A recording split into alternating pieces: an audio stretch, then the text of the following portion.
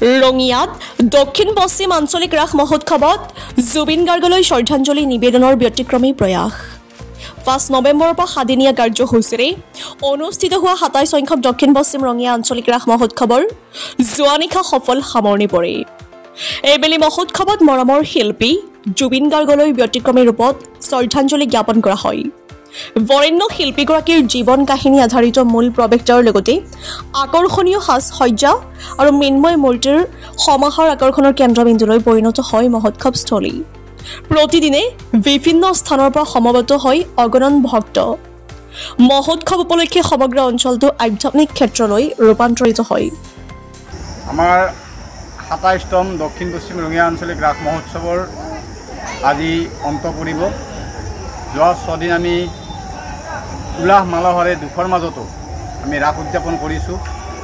দুখ বুলি এইকাৰণে কৈছোঁ, প্ৰথমতে আপোনালোক সকলোৱে জ্ঞাত আমাৰ সাৰ্থক জুবিন দা আমাৰ মাজৰ পৰা নোহোৱা হৈছে। তাৰে লগে লগে আমি হেৰুৱাইছোঁ আমাৰ বাঁহীবাদক দীপক শৰ্মা। তাৰপিছতে আমাৰ ইয়াৰে ৰাস মহোৎসৱ উদযাপন সমিতিৰ সম্পাদক প্ৰাক্তন সম্পাদক ৰাস চলি থকাৰ মাজতে ঢুকাইছে, সেইটো আমাৰ বাবে বৃহৎ দুখৰ খবৰ। তাৰপিছতে সেইদিনা ৰাতিয়ে আকৌ আমি শুনিলোঁ অসমৰ নাগাৰা নামৰ সম্ৰাট, নাগাৰা নামৰ সূৰ্য শ্ৰদ্ধাৰ ৰামচৰণ ভৰালী ডাঙৰীয়াও আমাৰ মাজৰ পৰা আঁতৰি গ'ল। এই সকলোবিলাক দুখৰ মাজতো আমি ৰাসখন কেনেকৈ সৰ্বাংগ সুন্দৰভাৱে একেবাৰে শৃংখলাবদ্ধভাৱে চলাই নিব পাৰোঁ তাৰ প্ৰতি সচেষ্ট আছিলোঁ। আৰু ৰাইজেও যিখিনি দৰ্শনাৰ্থী আহিছে তেখেতসকলেও আমাক সহযোগ কৰিছে। যোৱা ৬ দিনত সুন্দৰভাৱে তেখেতসকলে আমাক সহযোগ কৰিছে। ধৰ্মপ্ৰাণ ৰাইজৰ, ভক্তপ্ৰাণ ৰাইজৰ ভিৰ আমি দেখিছোঁ।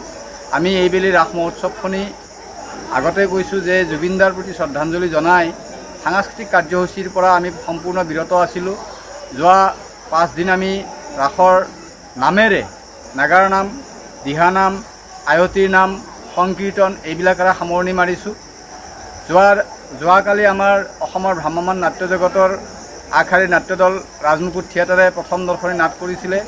আজি দ্বিতীয় দৰ্শনী নাট চলি আছে। কিছু আগতে আমাৰ নাগাৰা নামৰ পৰ্ব শেষ হৈছে আৰু আমি ৰাইজক আহ্বান জনাইছোঁ আজিৰ এই ৰাতিটো সুন্দৰ শৃংখলাবদ্ধভাৱে সহযোগিতা আগবঢ়াই আমাৰ ৰাসখনি সুন্দৰভাৱে চলাই নিয়াত সহায় কৰক। আৰু আমি শেষত আজি ৰাতি নাট শেষ হোৱাৰ পিছত অসম সংগীতেৰে আমাৰ ৭ দিনীয়া ৰাস মহোৎসৱৰ সামৰণি মাৰিম বুলি আমি ভাবিছোঁ।